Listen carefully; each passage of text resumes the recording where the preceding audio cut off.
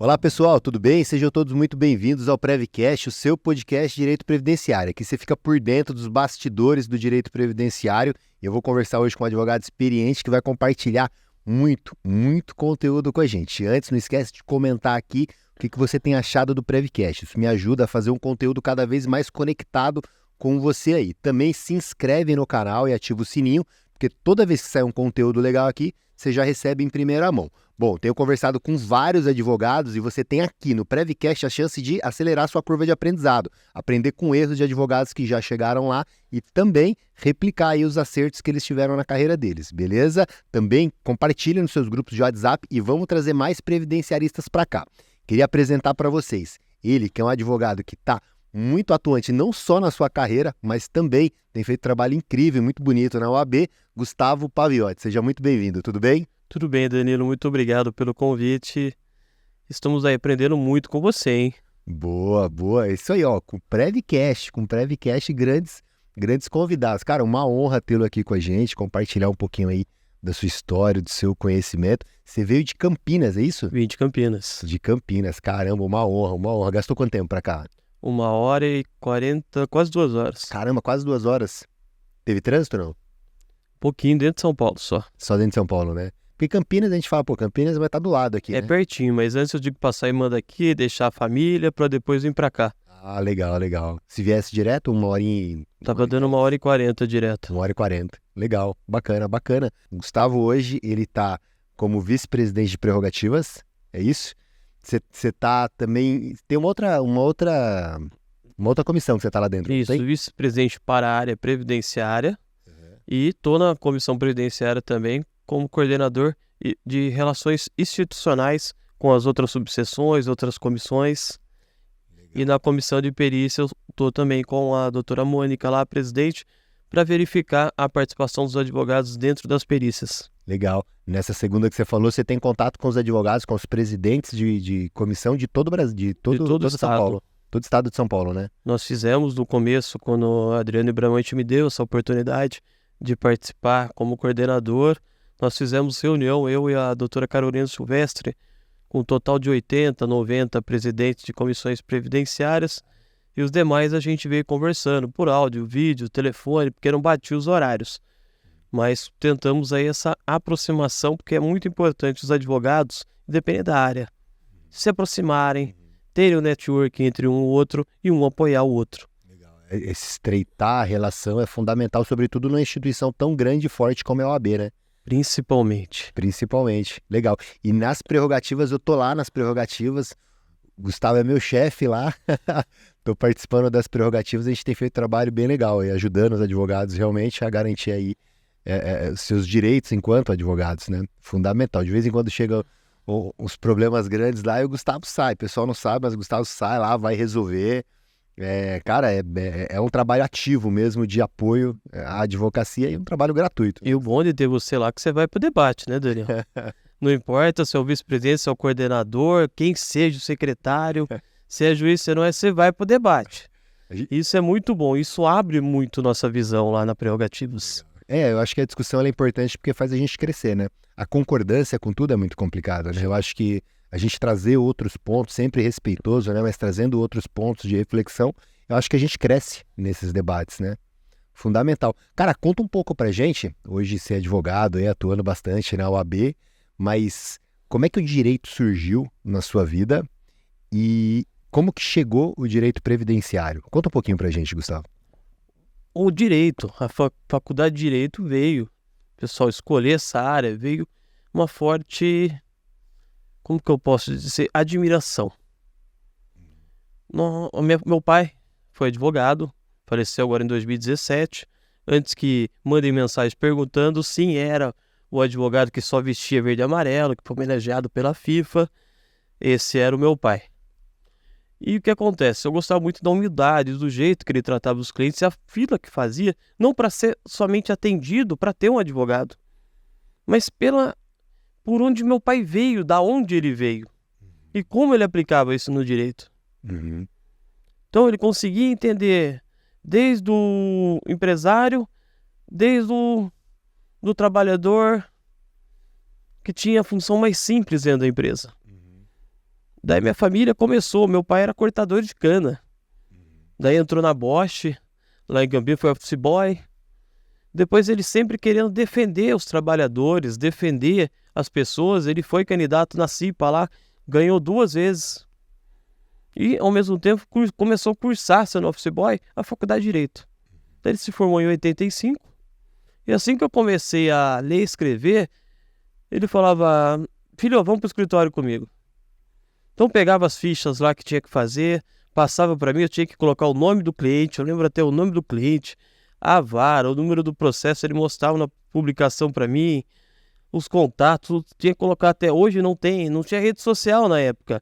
Então você marcava o telefone do vizinho do lado e o vizinho que morava no final do bairro, para você conseguir contato com a pessoa, porque às vezes ele entrava num caminhão de uma empresa que trabalhava na área de construção civil e ia para outro estado. Você tinha que avisar ele. Então tinha o telefone de 10 vizinhos ali. E era carta, você não conseguia falar, você tinha que ir lá, escrever a carta e mandar. Nem o telegrama, o Sedex, o pessoal falava muito naquela época. Então você tinha que torcer para chegar a tempo da audiência. E o que aconteceu? Ele me chamava para fazer essas coisas. Então 8, 9 anos eu estava lá dentro do escritório.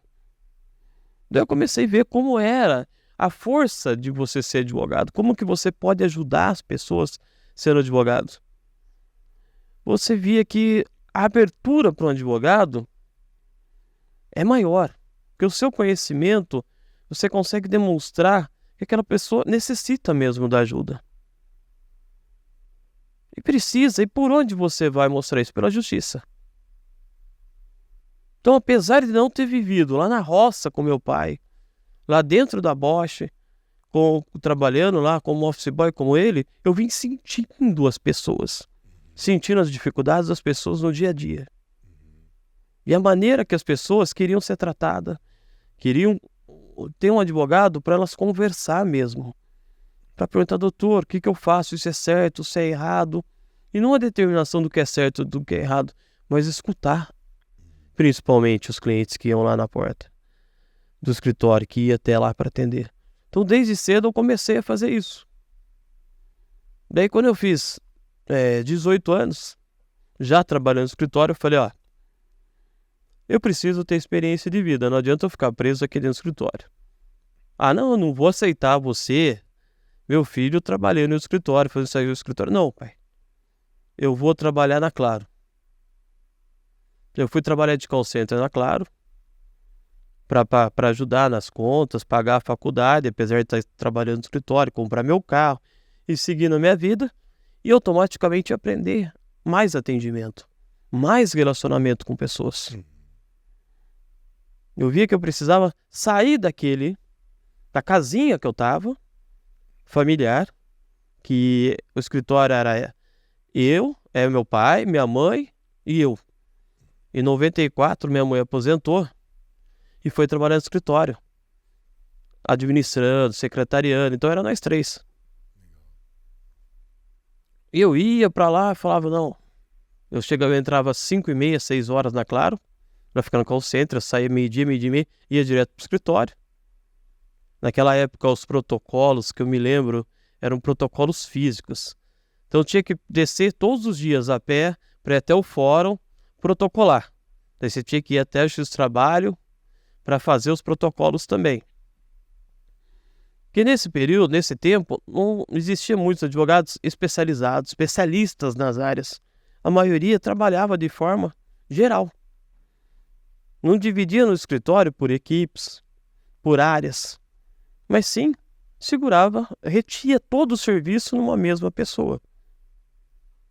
Daí eu falava: não, tem alguma coisa errada aí, porque está gerando um desgaste muito grande para a gente. Daí começamos lá, convenci ele a pegar uma estagiária, daí depois outro estagiário, daí convenci ele a pegar um advogado. Porque não adianta, você também trabalha em família.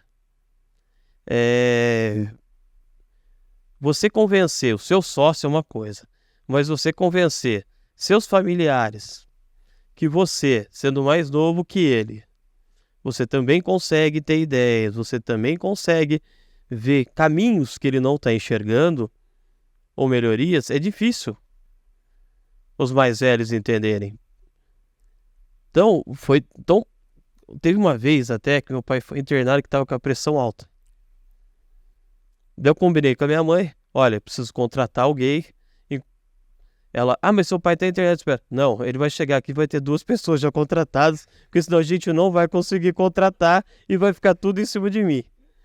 Daí ele saiu do hospital e ele quis ir direto para o escritório, não quis nem ir para casa. Ele quis passar no escritório para ver se estava tudo em ordem, de tão centralizador que era. Ele centralizava tudo nele, que ele queria passar no escritório para ver se estava tudo em ordem. Daí ele chegou lá, a pessoa estava sentada, você está aguardando para falar comigo? Ela, não, doutor, eu estou aguardando para conhecer o senhor. Como assim conhecer? Seu filho me contratou antes de ontem aqui, para começar, para fazer um estágio aqui. É mesmo? Seja bem-vindo, então. Ele foi na minha sala, brincou comigo. Você me internou de propósito? Você deixou lá tomando um soro de propósito para contratar mais gente, para começar a mexer no escritório aqui? Não, pai, que isso? Você foi sozinho para lá? Daí ele começava a se dar bem com as pessoas, daí a gente foi começando a contratar mais gente no escritório para poder seguir aí e começar a empreender no escritório, ter uma outra visão. Mas mesmo assim, a centralização continuava um pouco, né? Pelo tempo da carreira, pelo tempo que está junto. Daí a gente começou a ver com outros olhos, mas ele continuava ali, querendo tocar a empresa de forma familiar e caseira, mesmo com o pessoal lá. Mas mesmo assim a gente conseguiu ir ampliando os leques. Quando eu cheguei no escritório, naquela época eu comecei a ser secretário, ajudar um pouquinho na administração, ir protocolar, fazer o papel. Não fiz office boy lá como ele na Bosch, mas no escritório trabalhei como office boy. Eu comecei a ver uma área que o escritório não tinha. Falei, peraí, eu não quero trabalhar na mesma área. Posso ajudar, posso auxiliar, tudo, mas eu preciso ampliar esse leque e ter uma área para mim. Vou aprender. Outra área que não tenha. Eu cheguei para os meus pais e o mais difícil não era nem ele, que era italiano, não. O mais difícil era a libanesa, minha mãe. Daí você querer tirar o poder de decisão de um libanês é difícil, né? Daí fui conversar tudo, olha, eu tô para me formar, tudo, eu vou me especializar numa outra área que não tem escritório. Mas como assim? Tá lotado de cliente aqui, tem trabalhista, tem civil. Não, esses clientes aí são do meu pai, eu vim até agora fazendo estágio, aprendendo, mas vou me formar, eu quero ter minha área. Daí, fui procurar uns cursos e conversando com a doutora Sônia Pereto, que até hoje eu brinquei minha madrinha do direito, que tudo meu pai falava, vai falar com a Sônia, que é uma advogada lá do prédio onde a gente tinha escritório. Daí ela falou, eu vou começar a fazer previdenciário, você não quer vir comigo para São Paulo? Falei, vou com você. Eu vou ver o Alex Branco, acho que você conhece, ele está na comissão, é nosso representante regional da região Campinas lá hoje, pela comissão previdenciária. Daí o Alex foi junto, porque ele já fazia algumas coisas, que ele advogava junto com a esposa dele. Daí acabamos indo, e onde? O Legale, que foi onde tudo começou do previdenciário, né? Não tinha antes. Então comecei a fazer alguns cursos de aprendizados no Legale, daí fiquei no ouvido do Márcio Scheib, que eu tinha feito pró-ordem, lá para passar no exame de ordem, lá em Campinas, e ele montou um curso lá, começou a montar pós-graduações lá, área de trabalho, e levou o previdenciário também. Daí comecei a fazer a pós-graduação em Direito Previdenciário. Comecei a acompanhar o Instituto. Daí comecei a procurar institutos para poder me envolver, para poder ter um aprendizado maior, ter uma relação maior, ver o que era que os advogados previdenciaristas mais velhos, mais antigos, mais experientes passavam. Mas eu já tinha passado pelas filas, né? Que lá em Campinas bem menos do que São Paulo aqui, mas era 3, 4 quarteirões de fila, você ia chegar 1h da manhã na fila. E meu pai me perguntou uma vez, mas tem certeza que vai querer pegar aquela fila? Falei, quero, vou pegar a fila. Mas se eu precisar que você vá na delegacia, porque ele gostava de fazer um criminal, né? A área penal. Falava, eu não vou, eu vou pra fila do INSS. Não, mas peraí. Não, eu vou pra fila do INSS. Mas a fila é pior, lá na delegacia eu vou ficar sentado, pelo menos. Falei, pai, eu vou esperar 6 horas na delegacia, eu fico lá 12 horas esperando o INSS. Daí ia pras filas lá. Nesse meio tempo comecei a me envolver com o IAPE. E conheci o Hélio Gustavo, e principalmente o Ederson Ricardo, e comecei a me apaixonar ainda mais pela área previdenciária. Daí eu comecei a fazer pós-graduação em Campinas. Eu já tinha aquela visão que tinha muita insalubridade, periculosidade no escritório, que eu tinha que acompanhar o pessoal nas perícias. Daí quem eu conheci, a nossa querida líder previdenciária, que ninguém consegue superar mais, que é a Adriane Bramante, e comecei a me apaixonar pela aposentadoria especial. Tanto é que até no dia que eu reencontrei ela, que eu fui participar da Comissão de São Paulo, ela, não fale quanto tempo faz que eu dei pós-graduação para você, porque já faz um tempinho, né? Só faz 17, 18 anos que eu fiz a pós-graduação lá em Campinas. E eu, nesse meio tempo, eu sempre pensava da mesma forma que no escritório eu falei, eu não vou ficar sentado aqui fazendo o que meu pai já faz. Eu preciso ter minha área, preciso ter minha vida, preciso tomar o meu caminho, o meu rumo. Eu pensava também, o que eu vou fazer sentado na cadeira do escritório? É a mesma coisa que eu falei aqui para você quando eu cheguei e para o Xandão, né, Xandão? Não consigo ficar parado. Mas, também ficar parado, será que é o certo? Só advogando? Só advogando, gerindo seu escritório, fazendo e colocando uma nova visão dentro de um escritório? Não. Se eu acho que as coisas têm que mudar, eu tenho que me dedicar para essas coisas mudarem. Daí comecei a me envolver na OAB em Campinas. E lá eu acabei me envolver, conhecendo a doutora Tereza Dora, que veio me convidar para ser presidente da comissão dos jovens advogados lá.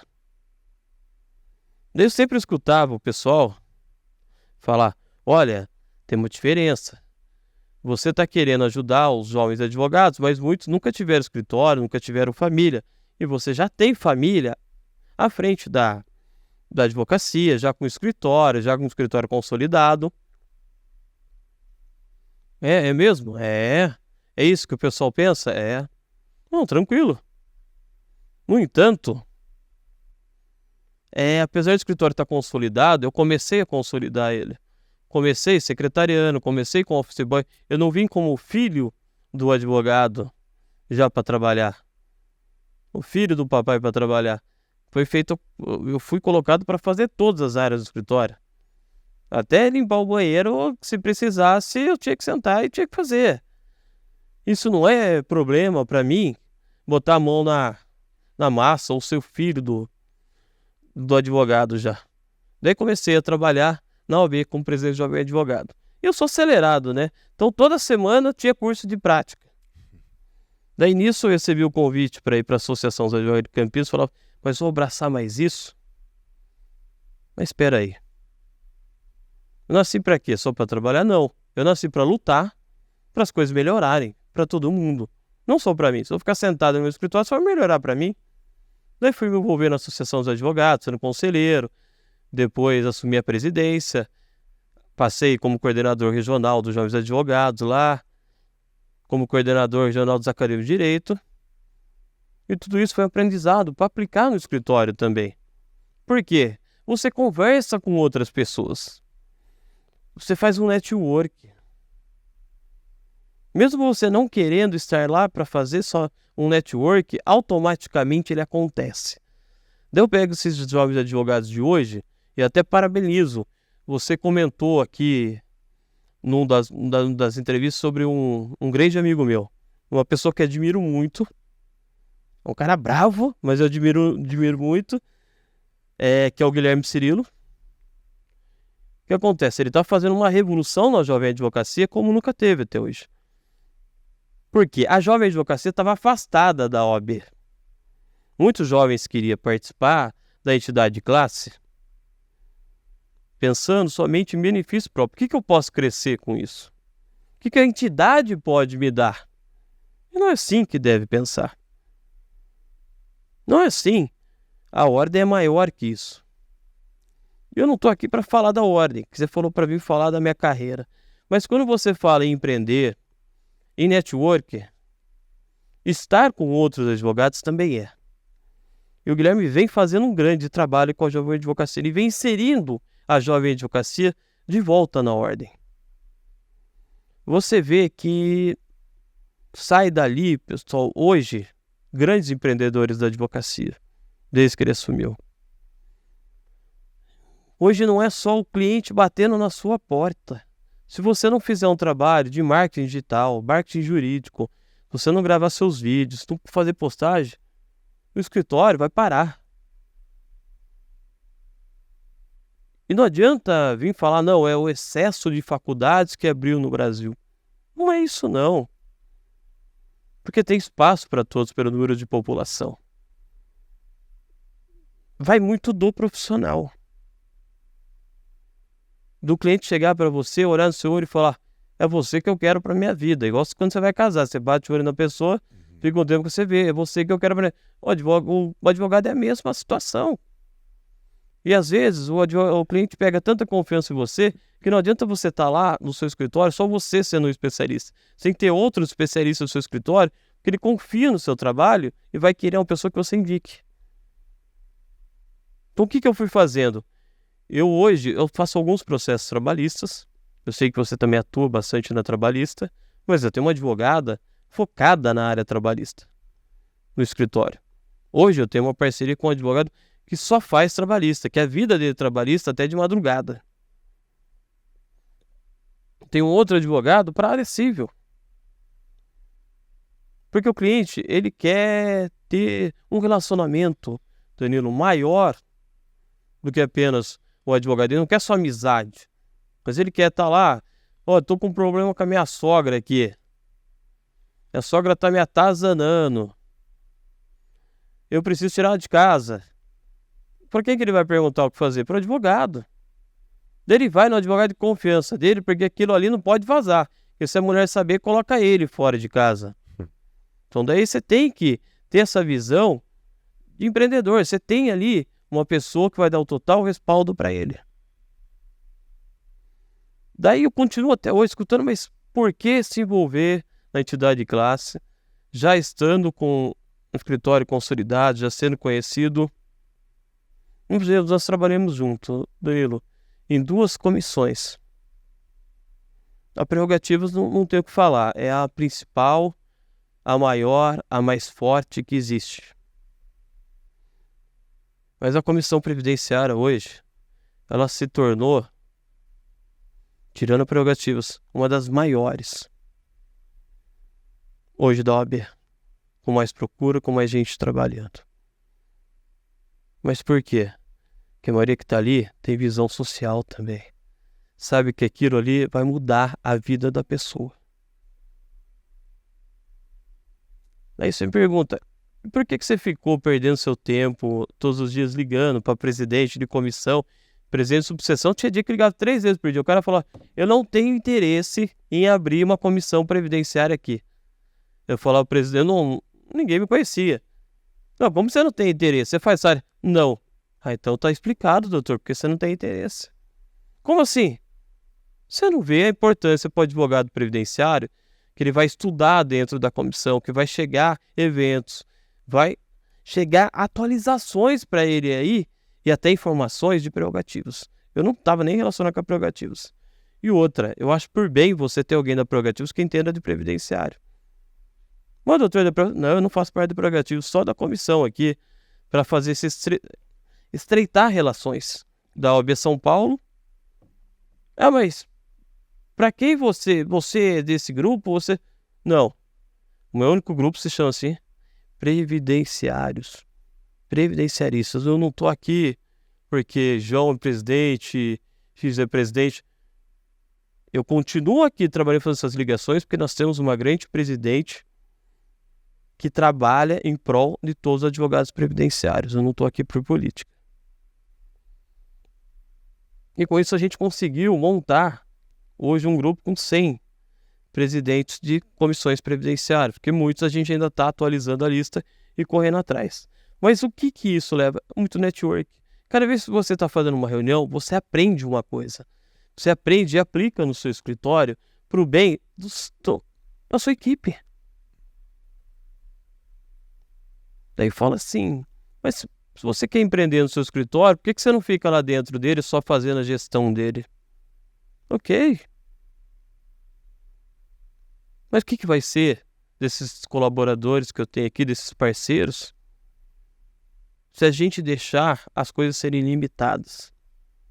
Você está lá na prerrogativas com a gente, eu tenho que levar mãos para o céu, que nessa gestão é Adriane Bramante, não estou falando isso para puxar saco dela, ou do Pacheco, que dá uma grande autonomia para a área previdenciária lá.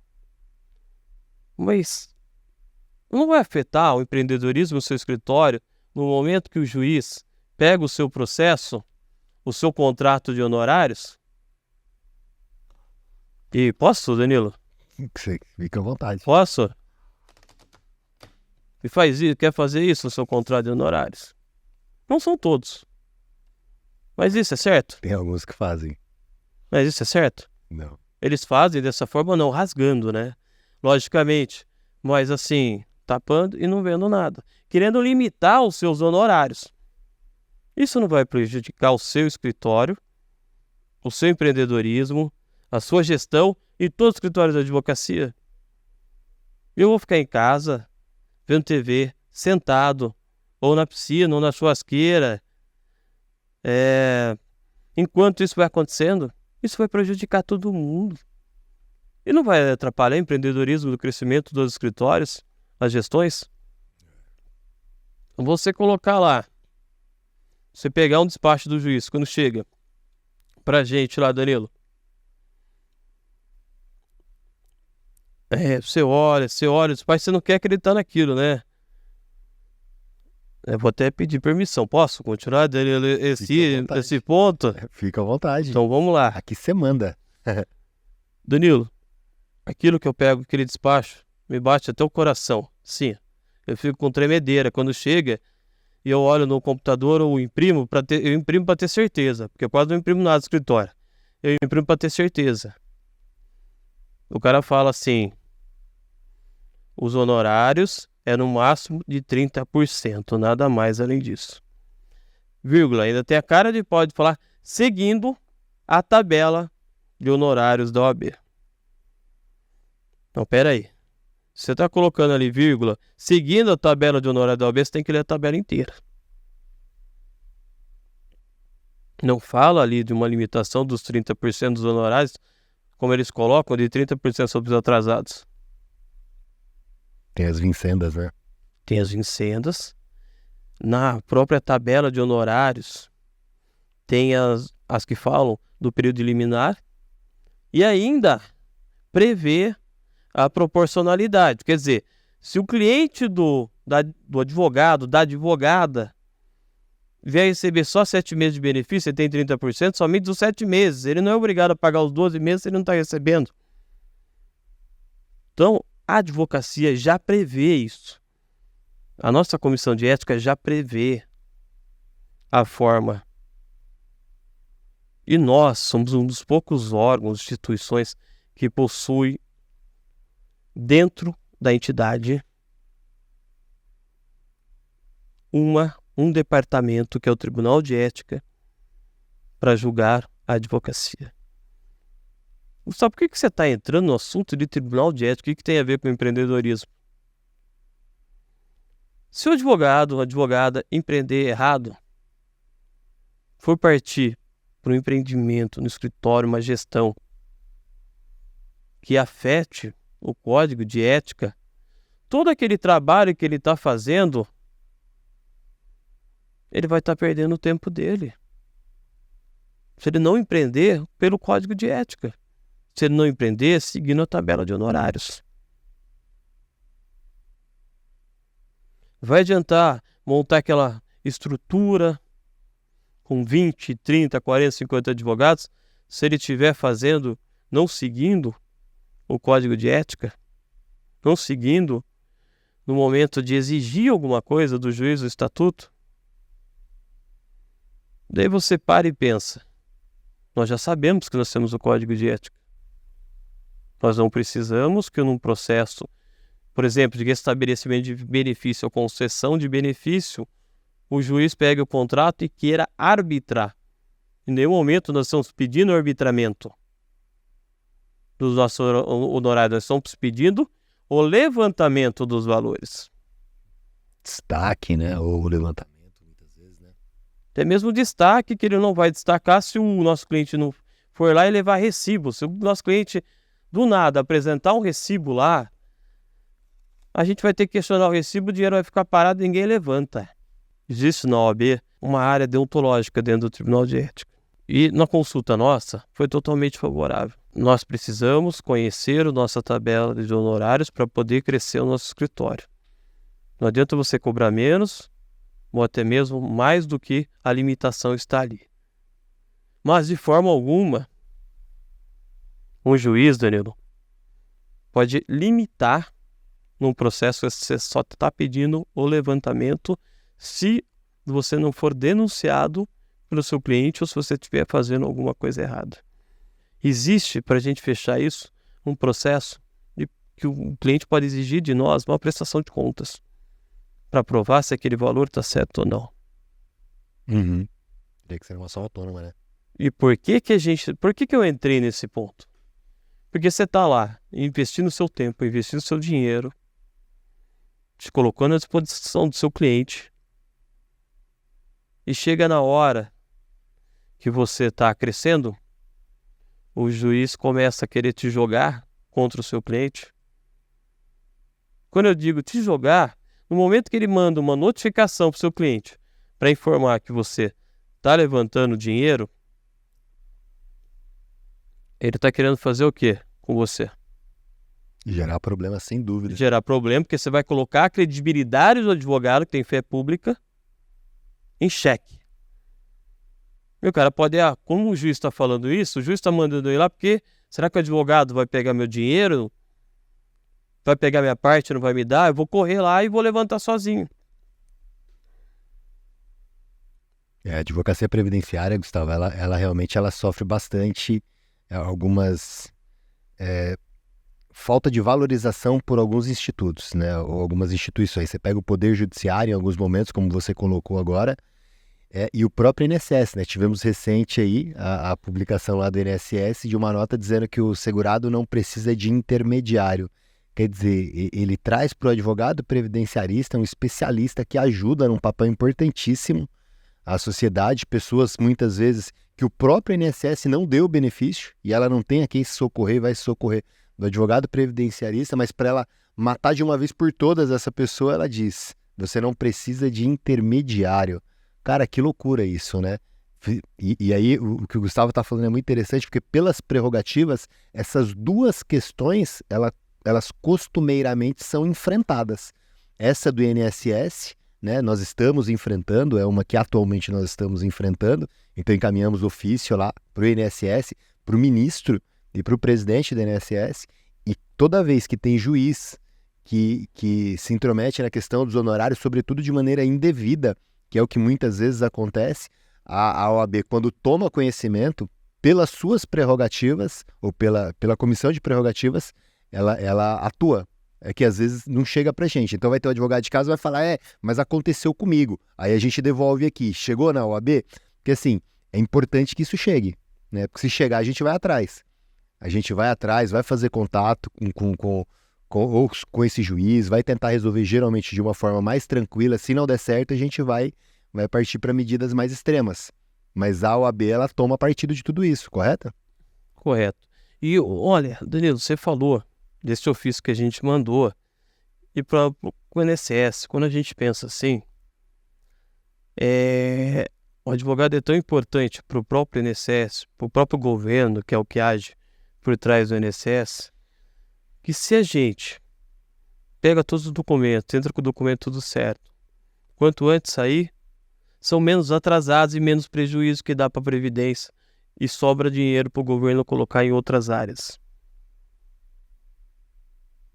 Cada vez que eles negam um benefício, a pessoa tendo direito, a gente precisar entrar com um recurso administrativo ou buscar judicialmente, são juros e correção monetárias correndo, é um prejuízo maior para eles do que falarem para a pessoa ir sozinha lá, para dar entrada sozinho, para que eles possam fazer o que eles quiserem e julgarem como quiserem a concessão do benefício.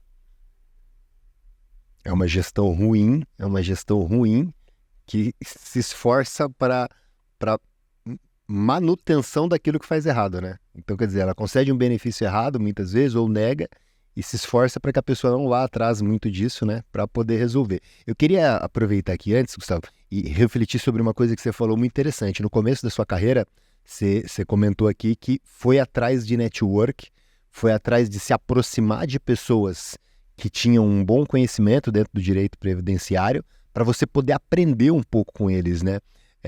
Isso se alinha um pouco a um episódio que nós tivemos da Andrea Rossi. Aliás, deixar o card aqui para vocês. A Andrea Rossi, ela também comenta isso. Ela fala que ela se aproximou de muitos advogados grandes, e a partir daí ela absorveu muito conhecimento. E o Prevcast, como eu sempre digo aqui, ele é um lugar que de alguma forma proporciona isso. Porque na medida em que a gente traz Gustavo Paviotti, Andrea Rossi, todos os outros, Adriane Bramante, por exemplo, que a gente falou aqui agora, trouxemos juízes, desembargador, médico perito, tudo isso vai acrescentando ao advogado conhecimentos dentro da área previdenciária de várias pessoas grandes dentro do direito previdenciário.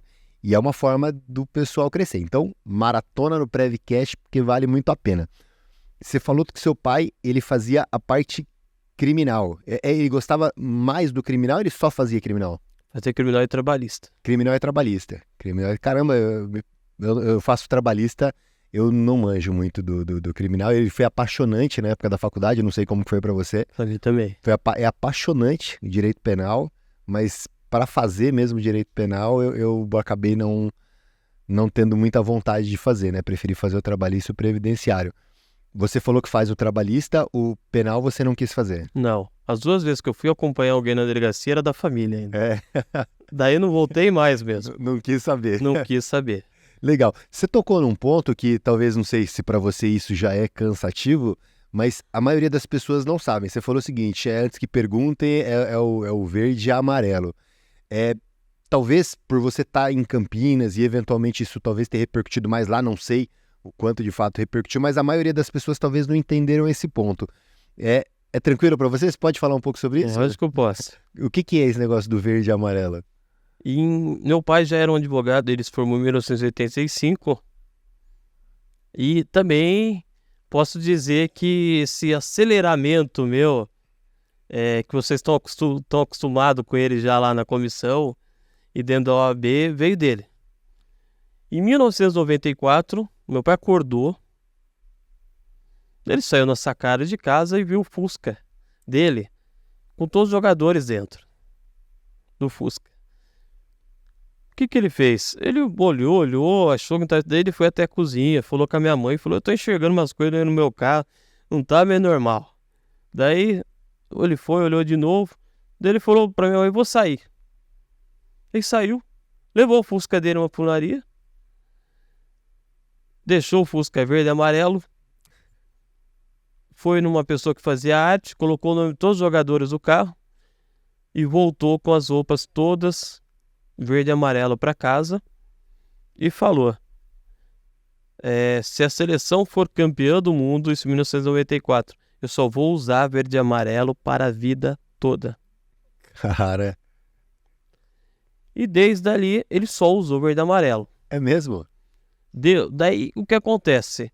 O negócio ficou tão grande que quando a seleção ganhou, até o Fernando Henrique mandou, ele era o presidente da época, mandou para ele os parabéns, tudo, pela dedicação, o governador. E lá em Campinas todo mundo conhecia, pelo estado também, a maioria dos advogados. Ali pra frente, só usou verde e amarelo e foi eleito, antes de falecer em 2017. Nós tínhamos acabado no ano de 2017 e faleceu em setembro. No começo do ano nós fomos na FIFA, porque ele foi eleito Lá na Suíça, um dos maiores torcedores do mundo. Cara, que legal. Que legal. Pô, se eu fui lá no museu da FIFA lá, e, cara, eu não tinha noção ainda. Acho que a gente não se conhecia ainda na época. Provavelmente já devia ter tem uma homenagem dele lá, não Tem uma homenagem lá, uma peça de roupa dele lá, e o vídeo sobre o verde e amarelo dele, ele usando verde e amarelo, os 2 Fuscas do Brasil, que a minha relação com meu pai era tão grande que minha irmã e minha irmã deixaram os 2 Fuscas pra mim. E agora vamos começar a voltar a andar, e demorou um tempo aí. Como eu e meu pai era muito próximo, a gente brigava, a gente discutia, 2 advogados, sangue quente, italiano misturado com libanês, daí ferrava pro pai, né? E eu fiquei com os 2 Fuscas. Mas continua, dava 5 minutos depois da briga, um tava abraçado e beijando o outro. Isso nunca foi problema pra gente. Mas os 2 Fusca ficaram pra mim, eu vou colocar eles pra andar novamente. Tanto é que essa semana já era pra estar saindo com ele, mas ressecou o pneu porque a ligação era forte. E cada vez que eu vejo o Fusca, eu lembro muito dele. E eu tinha muito tempo com ele. Uhum. Era final de semana, a gente era muito ligado por telefone, me ligava 5, 6 vezes por dia. Isso da parte da manhã, fora na parte da tarde. Então, eu dei uma segurada. E agora eu vou voltar a usar o Fusca, que antes de ser verde e amarelo foi o meu primeiro carro que eu tive, que daí ficou com ele para ele poder, que ele sempre foi apaixonado chegou a ter 5 em casa. Legal, cara. Mas é uma coisa que eu não ligo de tocar no assunto, porque é muito importante. Bacana. Eu tenho um grande respeito pela vida dele, como ele se fez, pela honestidade, pela humildade que ele teve. Ajudou muito. Por toda a vida, sim. Existem pessoas que vão até hoje no escritório e choram de saudade dele, os clientes. Então, é uma situação que eu não tenho problema em falar, porque é uma pessoa importante para mim, que se eu sou quem eu sou hoje, é graças a ele. Legal, bacana. E aí, a gente tem nesse ponto um certo alinhamento, que eu também tenho a minha mãe como minha sócia, né? Então, você teve o seu pai, e como você comentou, né? Pô, às vezes você tem que ter algumas discussões com o sócio, mas quando é a sua mãe ou quando é o seu pai, isso não é tão simples assim. Não é tão simples assim. Embora a gente consiga, de alguma forma, fazer. No caso da minha mãe, ela também é da área previdenciária, seu pai não foi. Vocês continuaram no mesmo escritório? Vocês separaram, você tinha total autonomia dentro do previdenciário? Ainda assim, vocês continuavam conversando sobre estratégias, sobre dando ali pitaco na área do outro? Como que foi isso, Gustavo? Quando eu me formei, não tinha uma sala do lado ainda no prédio. A pessoa não queria vender de jeito nenhum. Ele estava no primeiro andar e ele não queria mexer na sala dele de jeito nenhum. Ele falava assim, pra quê? 2, 3 salas? Põe a sua mesinha aí do lado, você atende de um lado, eu atendo do outro, na mesma sala. Daí eu falei, não dá pra ser assim, porque eu preciso parar, preciso pensar, preciso ler, preciso aprender pra fazer. Daí nós pegamos uma sala na época no segundo andar do prédio, e eu ficava no segundo andar e no primeiro. Aí depois nós pegamos mais 2 salas no andar de baixo e fizemos todas umas. Fizemos uma só. Mas, por ser os 2 geniosos, ficava um numa ponta e o outro na outra ponta. Não ficavam os 2 no mesmo circuito. Tinha a recepção no meio, tinha... Então, quando um tava bravo com o outro, a gente passava pelo corredor que ficava a equipe e falava assim, pessoal, agora esquece que ele é meu pai, hein? Esquece que ele é meu pai, porque o pau vai comer lá dentro. Daí saía de volta, assim, ele via, e quando ele tava bravo comigo, ele passava, ele falava, pessoal, esquece que é meu filho que tá lá dentro, hein? Esquece, aí não começa a falar que é meu filho que tá lá dentro, tava na minha sala e pumba. Daí depois dava 10 minutos, o pessoal ficava, mas vocês não estavam lá discutindo? O que você tá fazendo abraçado? Você não tá discutindo com ele? E nós 2 dando risada, os 2 vermelhos dando risada, porque a situação tinha passado já pra gente. Mas no começo com um em cada andar, por falta de disposição no prédio que nós estávamos. O escritório ainda é no mesmo lugar? O escritório ficou até o ano passado aberto no mesmo lugar. Eu fiquei lá até 2000, veio a pandemia. E na pandemia mudou muito o pensamento de todo mundo e a forma de você pensar no empreendedorismo. Daí eu fui para um prédio, abri um prédio empresarial, justamente com garagem, com recepção, a 2 quadras de onde fica o meu escritório. Eu falei, é oportunidade, eu vou mudar para lá porque está perto. Meu cliente chega aqui e vocês marcam com ele, ele vai para lá. E deixei minha equipe lá e vim. Só que aí é um ponto que eu queria chegar. Se a equipe não está, mesmo virtualmente, em contato com você, te vendo liderar, te vendo à frente do escritório, tirando dúvidas, vendo que você está de olho no trabalho deles, que você está à disposição para ajudar e tirar a dúvida deles, cada um começa a dispersar. Fazem o seu trabalho, mas não com a mesma qualidade. Daí, quando foi esse ano, eu tomei a decisão de fechar o outro, depois de 35 anos aberto nesse ponto, e trazer todos para o prédio onde eu estava. Então meus amigos me perguntaram, mas você é louco, é um ponto comercial. Não, as salas continuam sendo minhas, mas estão fechadas. E justamente o síndico lá é um dos meus melhores amigos do prédio. Então, ele gosta das coisas certas. Então eu falei com os porteiros, falei que fui sala de todo mundo, falei, estou mudando aqui a 2 quadras. Mas isso não adianta.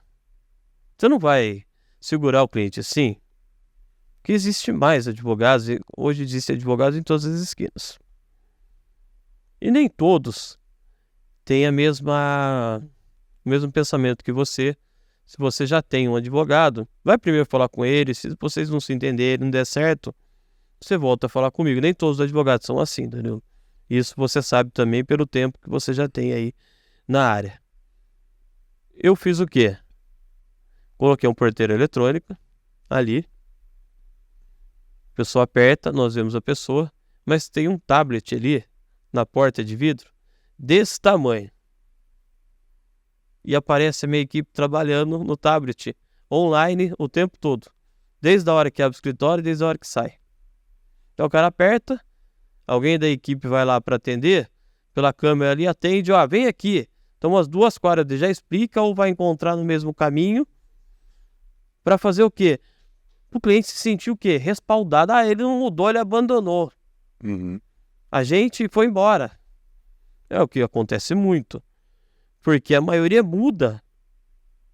Manda a carta pro cliente, manda no WhatsApp, mas não está preocupado se o cara vai bater lá no endereço ou não. E nem sempre o porteiro, ele tá ali à disposição. Às vezes está conversando com uma outra pessoa, não sabe onde você vai. E a sua vizinha da sala nunca pode não estar lá, pode ter ido almoçar ou atender alguém, não vai dar para dar respaldo o tempo todo. Então a porta de vidro fica aberta, fica fechado com o tablet e com a porta aberta. A porta de madeira de dentro. E o cara vê a gente trabalhando. Ele tá vendo a gente trabalhando e prestando serviço, a gente não sumiu. Pô, legal. Esse negócio de mudança é complicado, cara. Isso dá uma dor, assim, de você sair de um lugar que já tá... Eu imagino que deve ter sido uma tomada de decisão em que você pensou, talvez, bastante tempo, não sei, antes de tomar ela. Porque eu também, em um dos meus escritórios, eu tive uma oportunidade, não era distante, era perto, mas é outro ponto, é outro lugar. E o cliente, ele já está acostumado ali. E na nossa área, a gente tem muita indicação. E o cliente, ele é muito simples. Então, às vezes, ele fala, é ali. E a região acaba conhecendo o lugar e aquele ponto como lugar onde resolve aquele tipo de problema. Então, previdenciário, trabalhista, cara, eu sei onde tem, é ali. O cliente vai lá, não te encontra, você fala, poxa vida, construí tantos anos esse ponto e agora eu vou perder ele. Eu fiquei pagando na ocasião, mas não foi muito tempo, mas foram uns 6 meses, mais ou menos, 2 aluguéis. Eu mantive esse lugar por um tempo, só para que eu pudesse garantir que os clientes que vinham para cá, eu conseguisse transferir para o outro lugar. E aí eu consegui fazer essa transição, e realmente iam vários clientes lá. A gente tentou comunicar todo mundo, mas, cara, é doído. Foi difícil para você tomar essa decisão? Foi muito rápido? Danilo, eu vou até citar um caso aqui. falamos para cliente, no mesmo dia. Tínhamos 4 clientes para atender, passamos o endereço novo, já eram clientes antigos, que iam entrar com um novo processo. Passamos o endereço, explicamos, mandamos a localização, falamos que tinha estacionamento no próprio prédio, explicamos. E eles se encontraram, os 4 lá. Porque ficaram esperando na porta lá, abrir. Não viram que tinha interfone, e pararam no outro estacionamento, pagaram tudo. Daí, juntou os 4 lá, se conheceram, e um deles ligou. A gente tá aqui na 3, mas vocês não vão abrir a porta? Daí eu fui correndo olhar no WhatsApp, que é do escritório, pra ver se eu tinha passado mesmo o endereço, né? Porque o contato seu com o cliente é muito importante. Então, eu respondo o WhatsApp pelo menos umas 3, 4 vezes por semana no áudio para os clientes que perguntam o andamento do processo. Eu faço questão disso porque eles merecem esse respeito, eles merecem essa atenção. Daí, eles foram os 4 para lá. Mas nenhum olhou que tinha mudado o endereço. Todos acharam que era lá. Mesmo você passando, você explicando, você falando, vários áudios. E lá no escritório a gente começou a rir. Eu tive que atender os 4, porque um tinha que voltar a trabalhar, o outro tinha que pegar o filho na escola e tudo atrasado porque não ganharam. Isso dói um pouco, porque você vê que prejudica um pouco a pessoa que já tem o costume de ir àquele lugar. Mas toda mudança, você tem coisas boas, coisas ruins, e é o risco. É o risco, né? O tempo resolve, né? O tempo cura essa ferida. Eles vão acostumar, mas você ficar estatizado num lugar com medo de perder os clientes, você não vai crescer, você não vai dar o seu melhor para ele, e também não vai ajudar você e não vai ajudar nenhuma pessoa, só vai te atrapalhar, te atrasar. E tudo que você pode estudar a mais no tempo que você está lá. E eu posso falar os motivos que eu mudei de lá. Você é um prédio que fecha às 7. Seu cliente trabalha até 6 horas da tarde.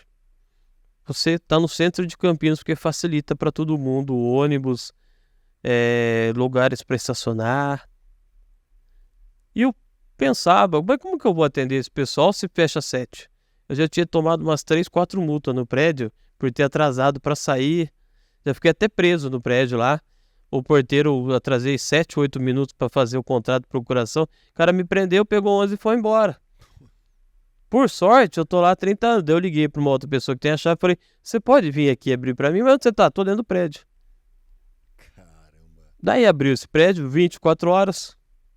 Então, se o cliente precisar que atenda ele 7, 8, 9 horas da noite, dá para atender. É melhor para ele, é melhor para a gente, fica mais cômodo para todo mundo e a gente consegue dar uma atenção para o cliente. Legal. Hoje, você falou que faz o previdenciário e trabalhista. Alguma outra área lá ou só as duas? Então, tem o pessoal que faz o civil e família, tem um outro advogado que eu contratei, justamente porque você vai entrar com... Às vezes você tem uma ação de auxílio-doença, e o cara tá numa situação penosa, ele não consegue responder por si. E você sabe que vai precisar ser interditado o cara.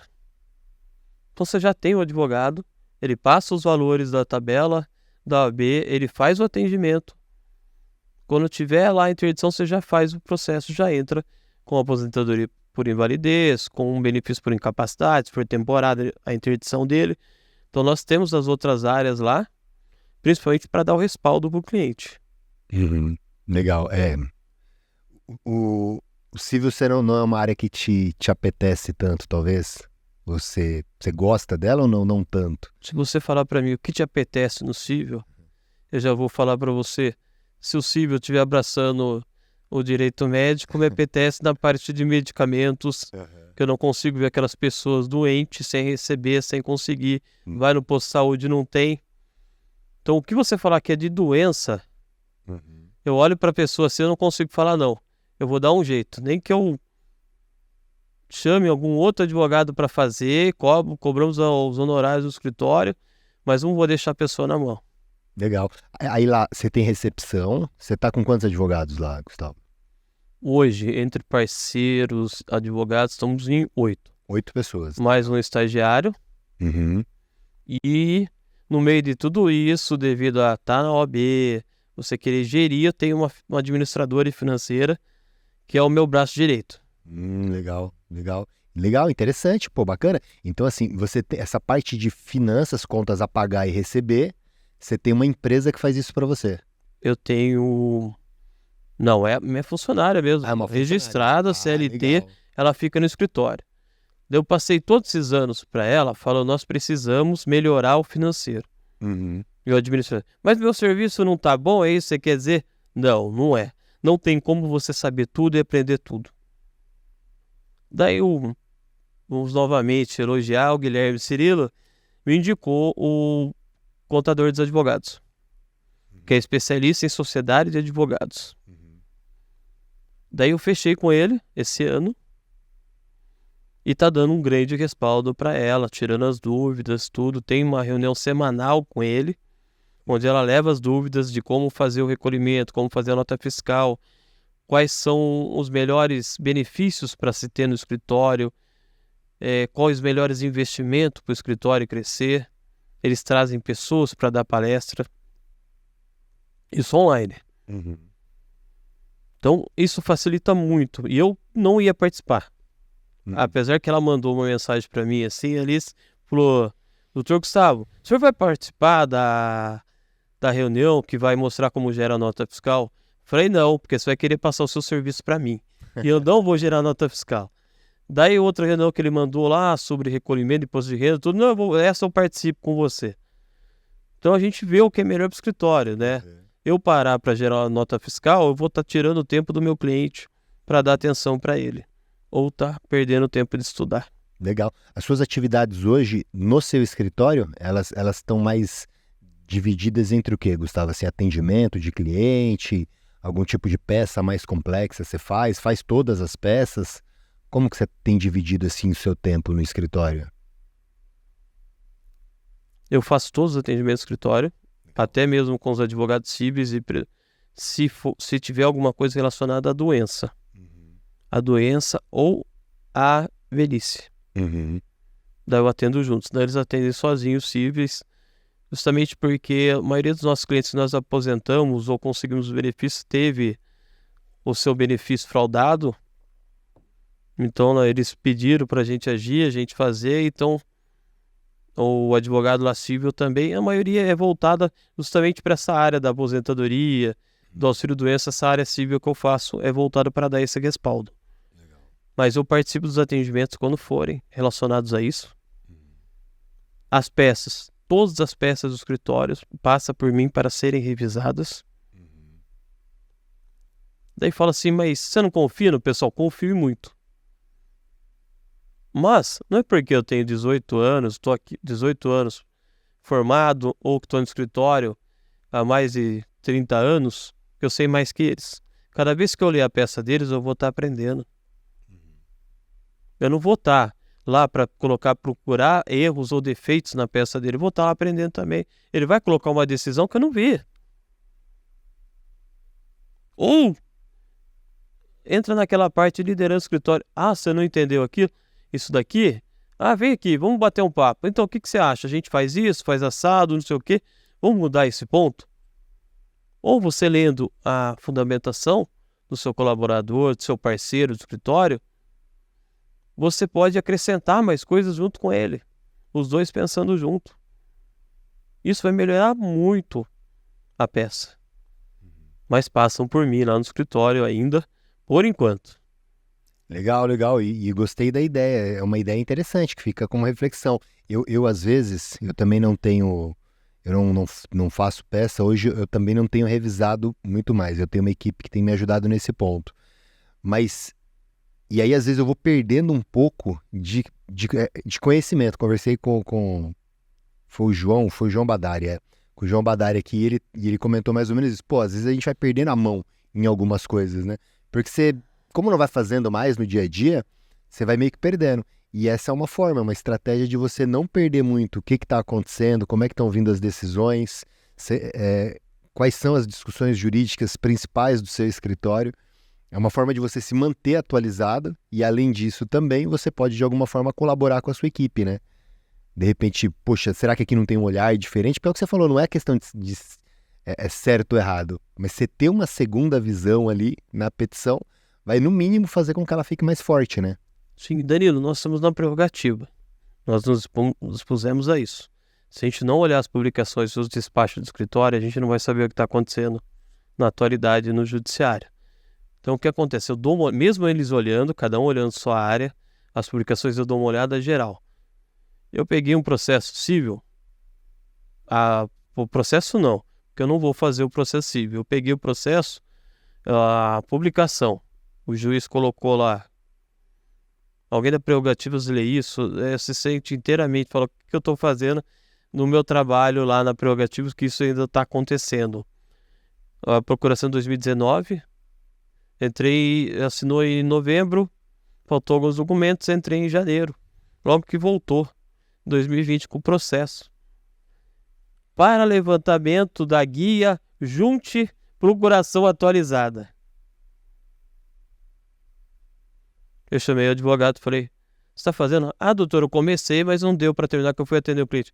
Você pode deixar que essa daqui eu vou fazer.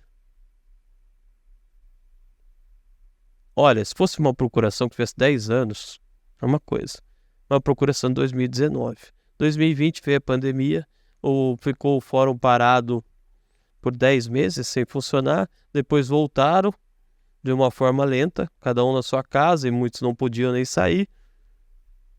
Como que vai querer uma procuração atualizada, sendo que o fórum ficou tanto tempo parado, os processos não andavam? A procuração vai passar o tempo dela. Se julgassem antes o processo, ela não ia estar, teoricamente, desatualizada. Uhum.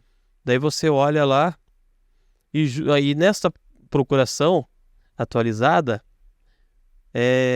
insira poderes para receber da quitação. Daí eu voltei a olhar a publicação, já tinha olhado a data, eu voltei a olhar a publicação, tem todos esses poderes lá. Daí eu fiz a peça informando que não tinha validade, fiz os prints lá mostrando que tinha lá, porque se o advogado, não estou falando nós que estamos na prerrogativa, mas todos os advogados, cada vez que se pedir uma procuração atualizada, quererem rebaixar o valor de seus honorários, ficar quieto, daqui a pouco lá na frente não tem mais advocacia. Então eu preferi fazer a peça, atrasar um pouco o processo, para que isso não aconteça lá na frente. Tem uma frase, eu não vou me lembrar exatamente, vou trabalhar só a reflexão dela aqui, que dizem que o problema não são as pessoas más, ou a maldade que elas fazem, mas as pessoas boas que não fazem nada contra isso. Então, acho que é mais ou menos nesse sentido. Você vai exatamente ao contrário disso, né? E vai sendo a pessoa boa que vai fazendo alguma coisa aí. Vai aplicando essa mudança. É muito importante. Nas prerrogativas a gente vê algumas injustiças, né?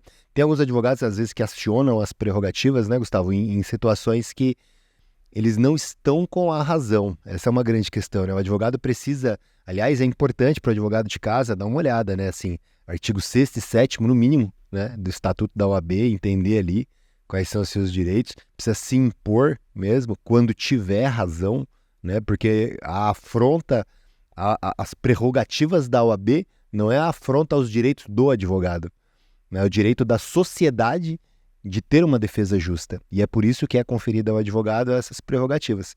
Então é importante o advogado se impor realmente quando tiver violado as prerrogativas. Por outro lado, precisa saber fazer isso da maneira correta, né?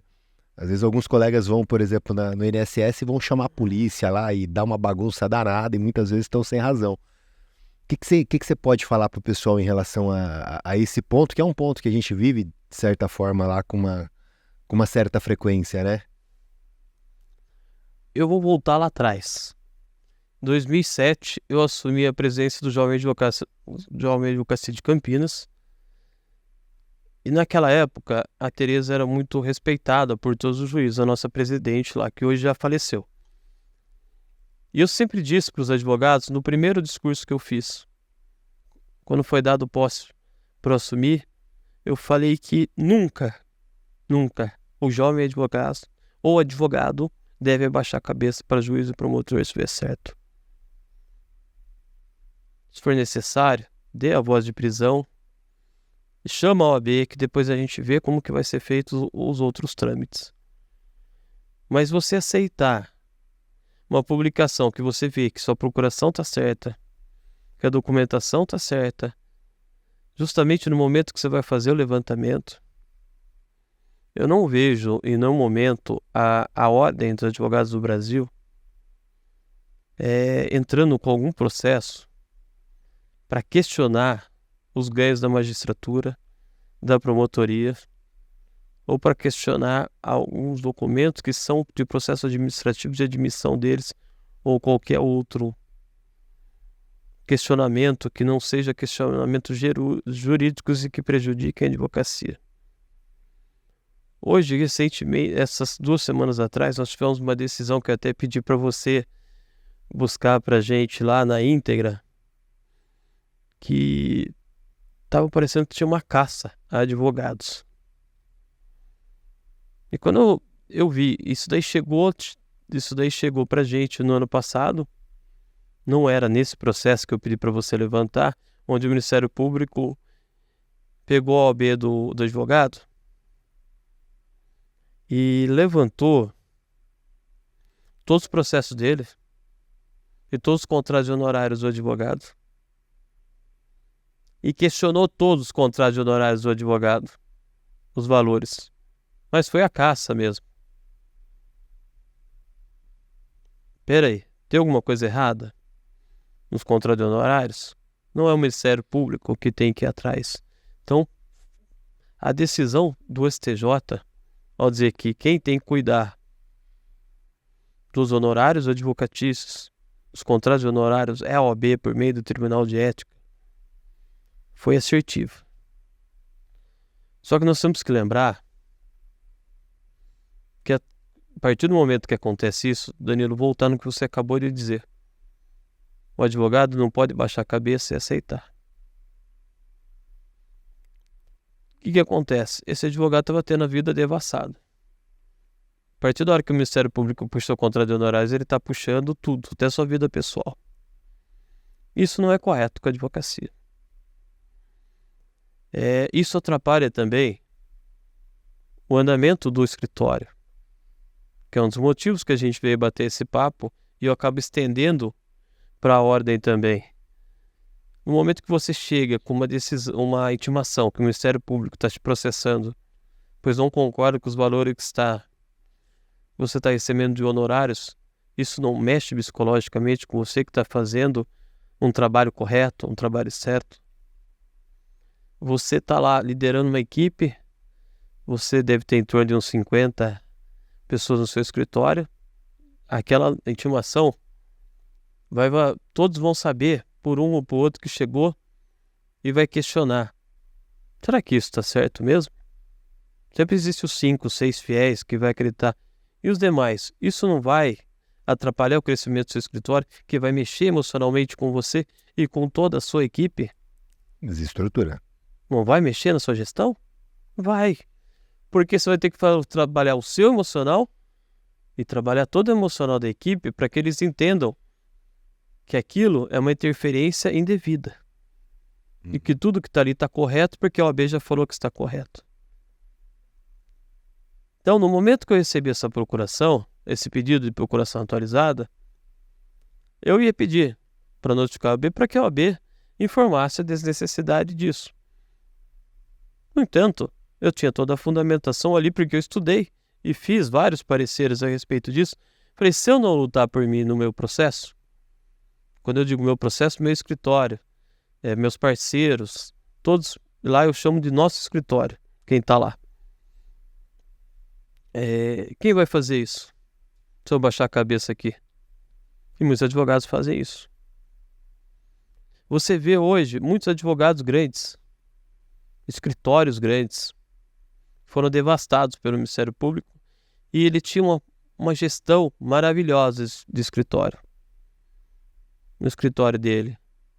Um entendimento com a equipe dele de uma forma valorosa. E era respeitado. Hoje, por um erro, por pessoas quererem questionar,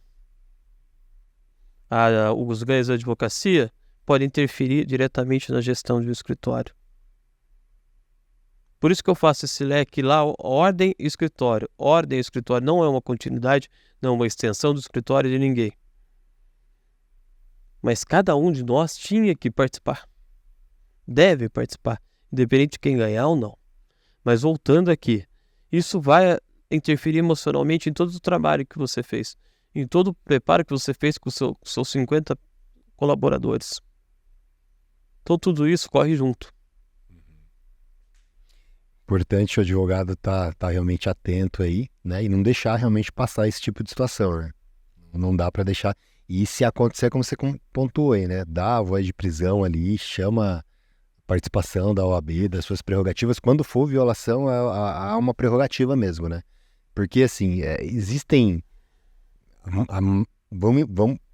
Sejamos justos aqui, né? A maioria do poder judiciário é correto, né? Em termos de procedimento, né? Assim como a advocacia, também vão existir maus advogados que não fazem seu trabalho correto.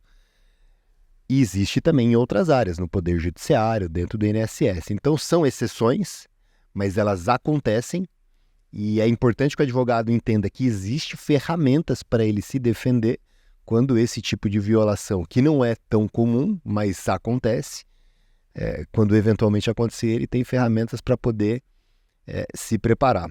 Muito legal, muito legal. Pensando agora em captação de clientes, tá? Em atração de clientes. Voltando a falar um pouco aqui dessa parte do negócio, da gestão. Pensando em atração de clientes. Você tem alguma estratégia específica, alguma forma que você entende que é relevante? Sei lá, parcerias, algum tipo de trabalho nas redes sociais, algum tipo de outro trabalho estratégico de captação que você pode compartilhar com o pessoal, de repente pode ser para eles algum tipo de insight? Tenho, Danilo.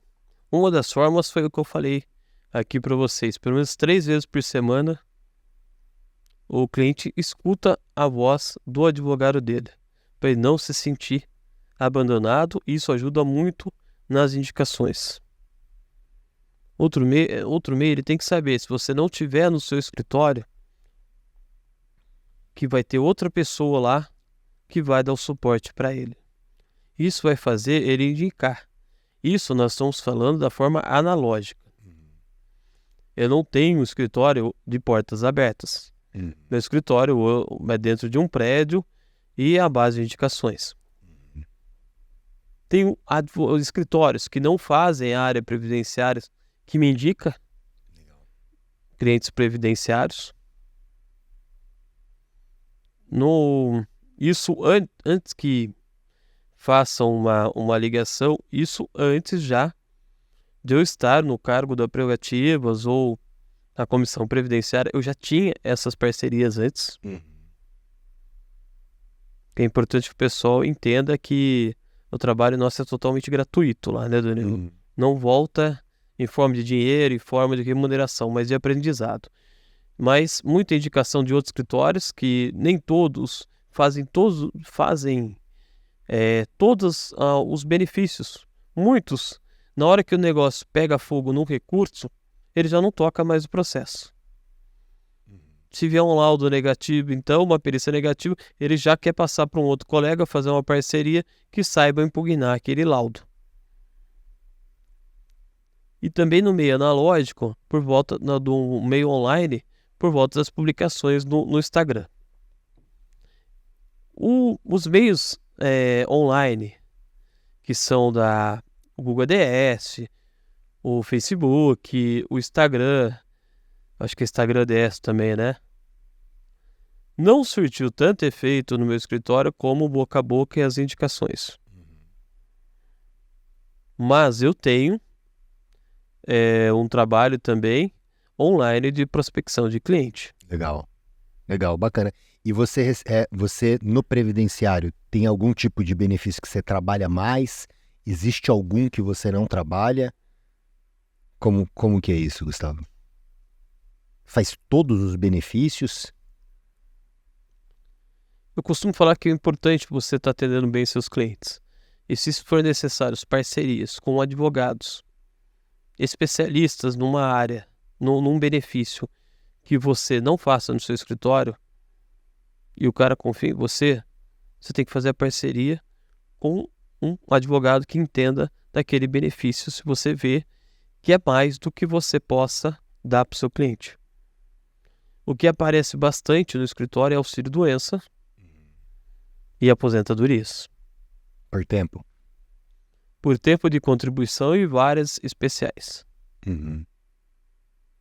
Lá uma região, Campinas ali é uma região bastante industrial, não? Não. Não, né? É mais a população do dia a dia, de comércio mesmo, de empresas, de supermercados. Comércio lá é o mais forte. Sim. É muita gente com Ler, com Dort, que procura gente, que já não consegue mexer o braço, mas como o outro braço funciona, o perito fala que você pode trabalhar. Só que daí você pega o nível de desemprego que está no Brasil e você vai passar para o médico do trabalho antes de você ser contratado. Na hora que o médico do trabalho mandar pro RH uma pessoa que está com os dois braços funcionando e um não está, vão contratar quem? Vão contratar quem tem os dois braços funcionando. Então, o perito está totalmente errado no momento que ele fala, eu tenho que analisar somente se a incapacidade é total da pessoa ou não. Daí volta naquela incapacidade social, que é o que mais acontece. Enquanto o nível de desemprego estiver desse jeito, vão preferir as pessoas que têm mais capacidade. Não falamos ainda mais da capacidade intelectual, né? Tem um Jeff lá, né? Tem. Tem um Jeff. O Jeff lá muito demorado, muito... Hoje nós temos como diretor do GEF o Dr. Fernão. Ele conseguiu montar uma gestão lá que o que demorava 6 meses para acontecer, hoje acontece em 2. Ele montou uma equipe super bacana, com despacho. Muitos despachos vêm, aquele despacho. Você juntou todos os documentos, vem o despacho lá, está faltando documento, você tem que analisar e informar que está todos os documentos lá. Isso pode acontecer, mas de qualquer forma, ele deu uma boa acelerada no que era antes. Danilo, quem viveu o tempo do processo em papel, comparando com o processo digital hoje, consegue ter um pouco mais de paciência. Eu subia do fórum lá com um pacote de processo desse tamanho. Hoje é digital. A gente entende que vai demorar um pouco pelo número de... E às vezes o jovem, quando a gente pede um pouco de calma, não é defender o judiciário ou o juiz ou os funcionários lá. É porque a gente pegou uma época que um auxílio-acidente demorava 15 anos para sair. Com benefício por incapacidade demorava pelo menos 12, 13 anos e muitas vezes subia até o STJ porque não tinha essas pacificações que tem hoje.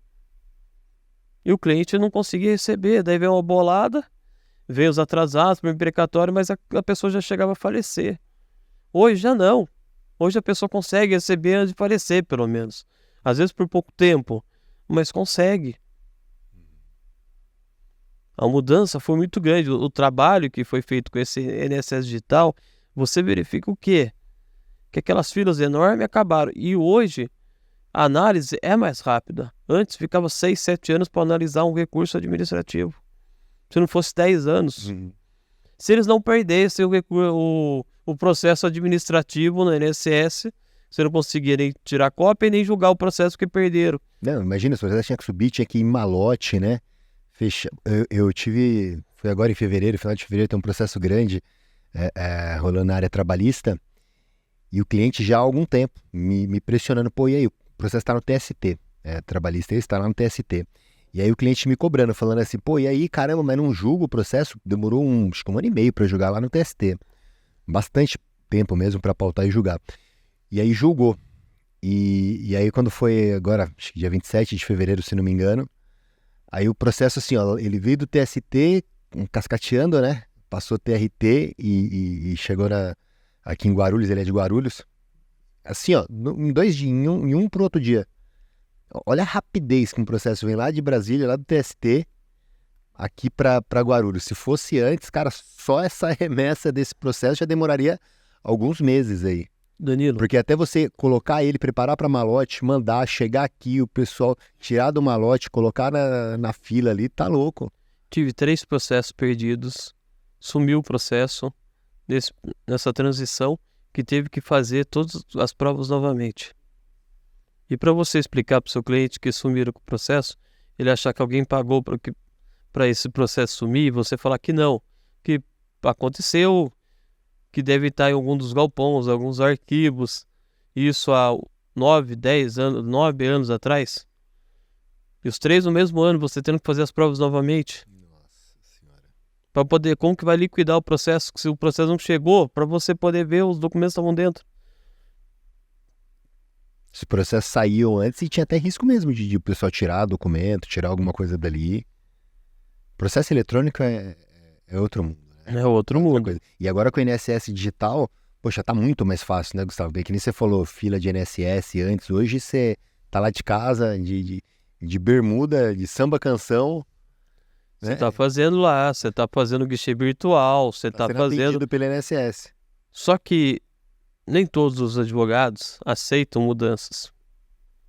Isso nos ocasionou do ano passado para cá alguns problemas dentro do INSS. Tanto é que eu vivo brigando com a Silvana Brizola, que é a nossa coordenadora do plantão, até comentei isso nas nossas reuniões, que os advogados estão saindo do interior e vindo para o INSS Central aqui tentando protocolar. Ela falou, mas veio de longe. Mas eu falo, mas veio de longe por teimosia, porque sabe que não é, tem que agendar, tem que tentar pelo INSS digital, tentou? Não. Então tá, você quer ajudar ela? Pede o protocolo para ela, o protocolo do agendamento do atendimento. Se ela tiver isso daí, você chama a polícia, você faz o escarcéu. Só que se a gente brigar para ser atendido a hora que chega ali, nós colocamos em risco o acordo do INSS, que tantos anos demorou para ser fechado. Que muito mais beneficia do que atrapalha. Né? Sim. Então, o analógico era importante, o tete-a-tete com o funcionário. Uhum. Mas hoje, você pega o tete-a-tete no guichê virtual, pode demorar, às vezes, 10, 15 dias para você ser atendido, mas a pessoa que vai atender você é mais qualificada do que as que te atendiam, até deixar você na fila 2 horas com aquela falta de vontade de trabalhar. É difícil, porque eu já cheguei lá com a senha do atendimento, a pessoa levantou e foi embora. Eu tenho médico, eu preciso ir embora. Tem outra pessoa para atender? Não tem. Hoje não, se o guichê virtual aquela pessoa não for atender, ela vai te encaminhar para outra e vai agendar automaticamente. Antes não. Legal. Gustavo, te perguntar o seguinte. Imagina você conversando hoje com o Gustavo do passado. O Gustavo que começou ali, pegou a carteira da ordem, tá cheio de sangue no olho, vontade de trabalhar, querendo fazer acontecer. Hoje você já adquiriu alguns aprendizados, já errou bastante, já acertou bastante, já adquiriu bastante experiência a partir desses erros e acertos. Você teve a sua curva natural de aprendizado, mas você quer acelerar agora a curva dele. Ele não precisa passar talvez pelos mesmos erros e ele pode seguir os seus caminhos de acerto. O que você diria para o Gustavo lá de trás? O que você diria para ele de dica aí, de orientação, para ele poder não sofrer tanto, talvez como eventualmente você tenha sofrido, mas para que ele tenha aí um sucesso ainda mais rápido? Danilo, há 3 anos atrás, eu vi dessa necessidade de acelerar. Como eu falei, eu tenho uma administradora financeira no escritório. Eu também vi a necessidade de ter um coach no escritório que ajudasse para acelerar. Ele é coach esse coach, não vou fazer propaganda aqui, Danilo, fique tranquilo, ele é coach de CEOs de empresas hoje que são internacionais. Então ele trabalha mais de madrugada que de dia, porque a maioria dos diretores e CEOs estão na Europa, nos Estados Unidos, no Canadá. E eu contratei a empresa dele para que me ajudasse a acelerar. Então a gente vê que justamente existem outras áreas, sem ser o jurídico, para você dar um impulso no seu escritório. É importante, hoje eu estou trocando a minha equipe de marketing digital para acelerar o movimento do escritório. Que eu digo movimento, não é só prospecção de cliente, mas a imagem, trabalhar a imagem do escritório, trabalhar a imagem previdenciária e trabalhar a imagem de cada colaborador ou parceiro meu do escritório. Então hoje eu vejo que não adianta você contratar qualquer empresa. Antes a gente não ia só pelo preço, mas por indicações. Mas às vezes você fazia reunião e a química não batia com outra pessoa que estava do outro lado. Mas nossa, foi indicado, fez de um, fez de outro. Então hoje as contratações que eu faço para dar essa acelerada no escritório vai muito de bater o espírito, bater a química, bater o papo. Se a pessoa está entendendo que você é acelerado, que você, a primeira sua já engata saindo na quinta, para poder contratar. Então a pessoa, no momento que for fazer um projeto para acelerar o escritório, para crescimento do escritório, ele tem que lembrar como que ele é. E contratar e fazer o projeto, não pensando, mas isso foi aplicado no escritório e deu certo. Mas peraí, isso vai dar certo para você, para o seu jeito? Ele foi lá, aplicou, demorou 3, 4 anos para acontecer. É necessário? É necessário esse período. E você consegue esperar esse período? Ou você já está pronto para dar um passo maior? Você tem que... Hoje eu me autoavalio para ver o passo que eu vou dar no crescimento. Antigamente, não. Eu falava, eu preciso contratar mais 3 pessoas aqui. Em 2 dias estava contratado as pessoas. Hoje eu avalio o perfil. Essa empresa faz o cruzamento de perfis para mim, se combina com o meu perfil. Legal. Que eu até brinco, eu não sou uma pessoa fácil, sou bem acelerado. E se eu tenho uma opinião, eu vou até o final. Nós já tivemos alguns debates justamente porque se a única saída que tem é isso que a gente vai ter que trabalhar.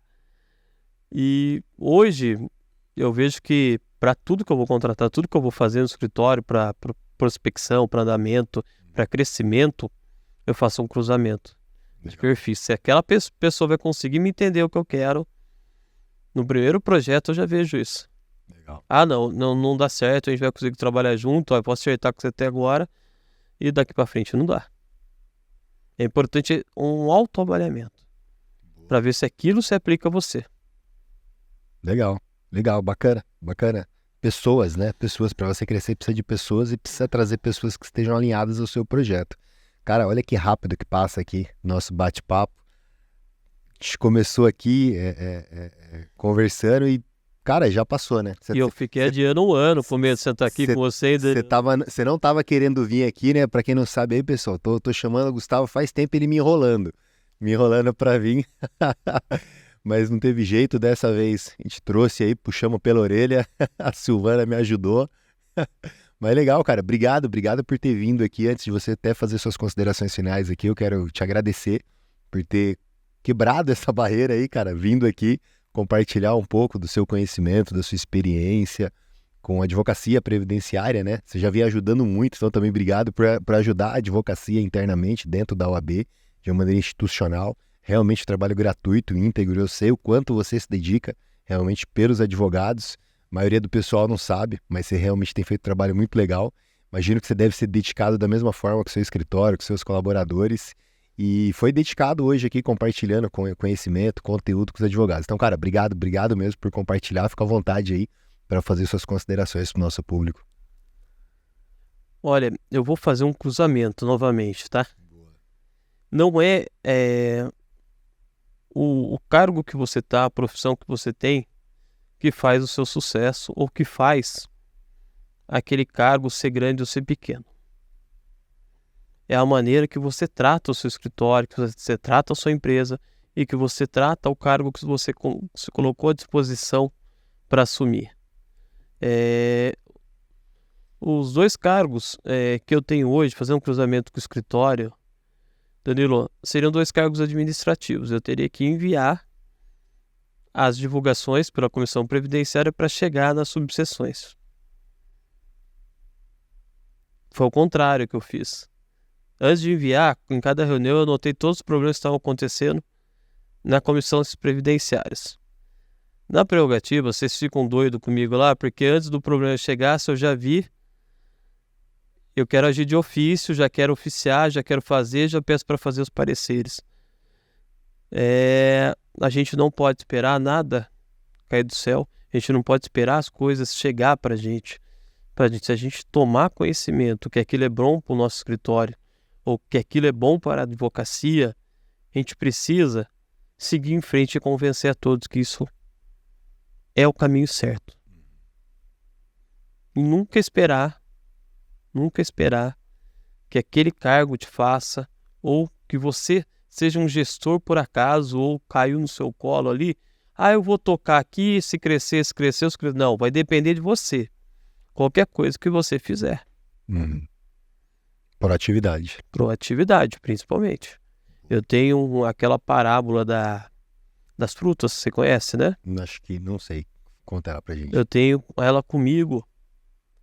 Um funcionário da empresa chegou pro chefe e falou: o João, ele tá aqui há apenas 2 anos e eu estou há 10 anos. Por que ele... Lembrou, né? Uhum. Por que ele já subiu de cargo e eu ainda continuo no mesmo cargo? Roberto, espera um minutinho que eu vou te explicar isso. Pegou o celular, ligou pro João. João, você pode vir aqui? Não, deixa eu voltar um pouquinho. Ele pediu antes de ligar pro João, ele pediu pro Roberto ir até a frutaria para perguntar se tinha laranja lá, né? Tem várias, cada parábola usa uma fruta. E o Roberto foi, mas ele parou para conversar com um amigo, para um colega. Chegou lá e perguntou: tem laranja? O cara falou: tem. E ele voltou e falou: sim, tem laranja. Ok. Daí ele chamou o João e falou: João, você pode ir lá ver se tem laranja lá pra gente, para fazer aqui uma confraternização? Posso. O cara foi e voltou em 8 minutos. Tem laranja? Tem laranja, tem na quantidade certa que você vai precisar, mas também tem kiwi, tem maçã, tem abacaxi, e tem também, todos esses tem na quantidade certa que o senhor precisa. Mas precisa de mais alguma coisa? Não, João, só isso. E o que o outro colaborador fez, o outro funcionário? Roberto, tem mais alguma coisa para falar? Não, era só isso, e saiu da sala. Ele mesmo percebeu. Se ele não consegue ir além daquilo que ele pode fazer, não adianta ele querer exigir. Show de bola. Essa parábola é legal mesmo e mostra a importância, né, de você realmente fazer um trabalho mais ou menos. Eu me lembro quando eu fiz administração de empresas, isso estava ligado ao conceito da distinção entre eficiência e eficácia, né? Me lembro muito bem de uma aula que tinha muito a ver com isso, a diferença de eficiência e eficácia. E, bom, com isso eu agradeço cada um de vocês aí que participaram aqui com a gente do Prevcast. Comenta aqui o que vocês acharam. Eu achei fantástico, gostei bastante. Compartilha nos seus grupos de WhatsApp. Vamos trazer mais previdenciaristas para cá. E se ainda não se inscreveu, se inscreve aqui. Legal? Maratonem no Prevcast que vocês vão aprender com muita gente grande, como é o caso aqui do nosso convidado Gustavo Paviotti. Cara, obrigado mesmo, viu? Eu que agradeço o convite, Danilo. Pode contar comigo sempre aí. Tamo junto. Valeu, pessoal.